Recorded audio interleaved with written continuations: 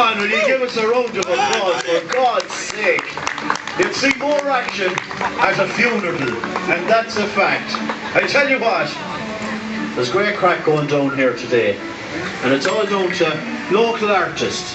And I'm going to say this out here now in public, okay? You need never go outside this town for a bit of entertainment.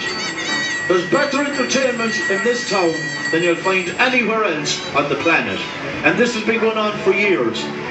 Johnny here is famous. He's played with a fella called Tommy Hodges for years. And they do their thing. And I tell you what, you want to hear them. It'll blow the head of you. Okay? We've got loads of homegrown stuff, homegrown poetry. Now, we're going to introduce a lady here who has been with us for the last few years. She's from Belmullet originally, but she's living up on the top of Tubber Hill. Now, Tubber Hill to us all is a famous old spot. There's a well up there called Deaf Hugh's Well. Now, Deaf Hugh apparently was a man who headed off to he was from Louisburg originally, and he headed off to England and made his fortune.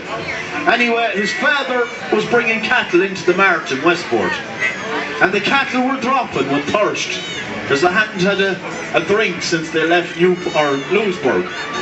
So anyway, this man comes out of nowhere and says to the old fella, "Give me a spade there," he says, "and I dig a hole," and he says, "I guarantee you find water." So he dug a hole into the ground, and the next day the water started gushing up out of it. And there's a well up there to this day. You can go up and have a look at it, called Deaf Hugh's Well. The man that dug the hole was his own son, Deaf Hugh, who had returned from Scotland and saved the day. So there's an old yarden for you know, a bit of folklore. So now, folks, we have her waiting here behind the black curtain. There's strange things going on behind the black curtain in there, let me tell you. Will you put your hands together for the lovely, the one and only C.Reilly. Come on, folks. Hey!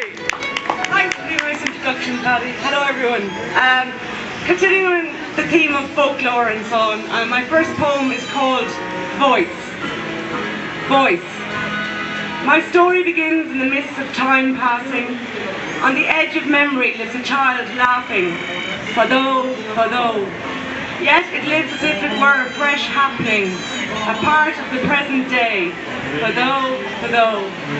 And in the magical space of childhood, I revel in love, I relish stories of the she, I delight in the stories of the Shanachie. I bear witness to Cuchulainn, Finn McCool and the sons of Ushna, and they are as real as those about me. There is no doubt in my mind the two of the Danann whisper to each other on each passing breeze, that the banshee howls and the fir bullocks rule the trees. Like all before and all that will follow, I come of an age and am chided for belief. I am admitted to the world of adults, and what an arid place awaits. I crave my mythical world with all its inherent wonder. I battle to vision through many journeys. I create a catalogue of substance through alchemy and all manner of dreams. And to all accounts I am as certain now as I was as a child. The two of the Danann whisper to each other on each passing breeze, that the banshee howls and the fir bullocks rule the trees. Thank you. Yay! The next one was written in the snow last year, and it features the mall, so I thought I'd do it as well. It's called Plenum. Light flowing through a winter window agitates my soul. It spurs me on and out into life to share its simple joy. Appealing for the protection of heaven, I set foot firmly on the physical earth beneath me to gain balance. An airy spirit inhabits my everything, and I am grateful to gravity for holding me. All I see is peppered with delight. In a frozen world, I am movement. I gingerly place myself in its treacherous slide. Snow falling purifies the air. Each soul the snowflake touches feels lighter. In childlike joy, I crush the magic substance in my palms. I throw a missile into the air, laughing all the while at the simple fun of it all. And though it is cold and fearful to some, I am entranced by this winter palace of light. I whistle as I cross the mile some sweet soul song.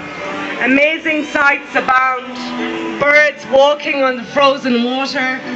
All glitters, sparkles and shines in watery sunshine. And for a time all is perfectly perfect. I am queen of the world with icicle for staff, a snowflake tiara on my head. I inhabit a cavern sculpted from the ice. I feel at once wholesome and pure, full of potential and promise, which I harness in my heart.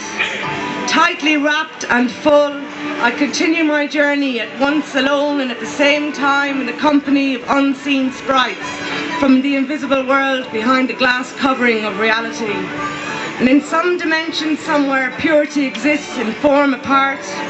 Only in falling snow can we mere mortals discern it. And though we struggle against a life of instinct, on certain days such as this, we are covered in a mantle of newness to help us imagine a new dawn. Thank you. Hey!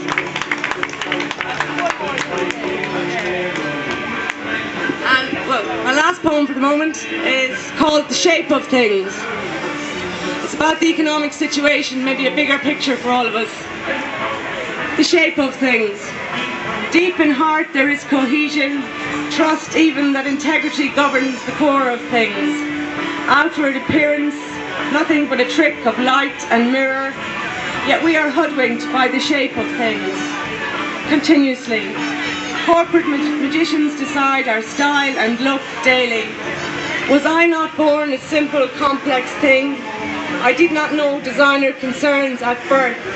I assumed my place upon the earth naked, knowing innately that my needs would be provided for.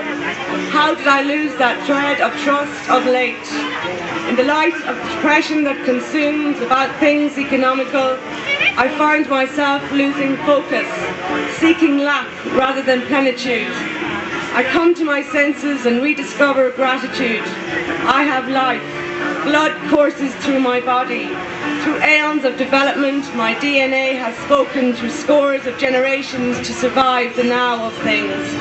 Somewhere swirling in the storm of me, in the soul of me, is the voice of survivors of storm, starvation and lack of freedom.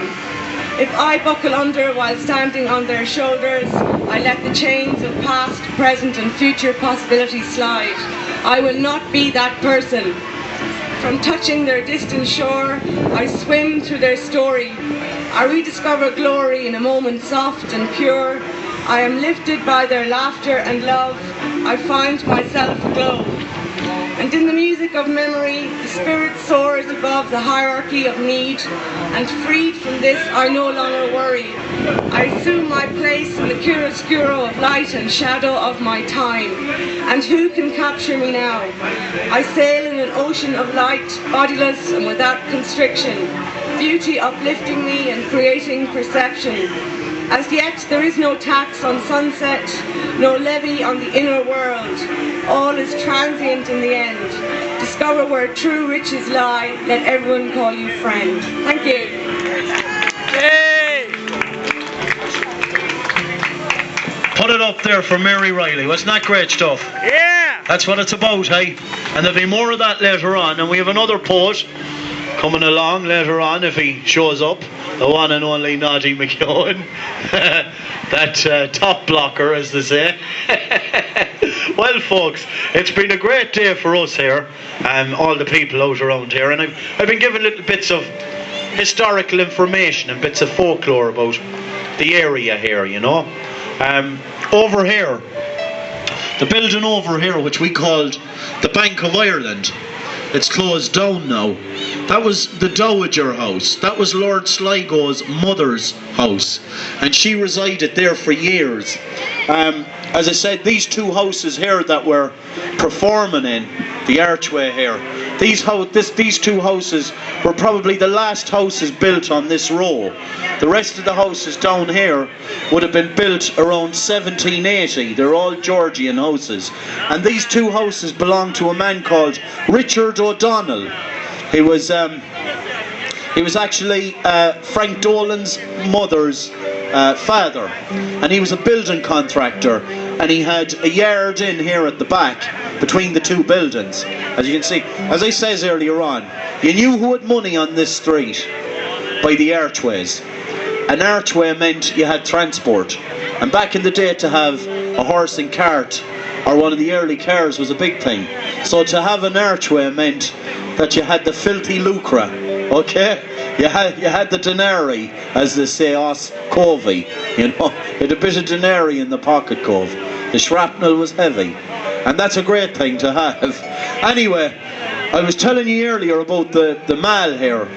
The mall, the course of the mall was changed in about 1800, because what was happening was the houses over here were flooding because they weren't able to hold the power of water that was running down behind the place, because there was a huge wheel up on the distillery road for Livingston's brewery. They had a bottling plant up there, and the wheel was about 30 foot in width, okay? And I told you earlier, 60,000 gallons of wash, that's raw whiskey being turned out a year. Oh, imagine that, folks. That's a lot of whiskey. I wouldn't want to have to drink it.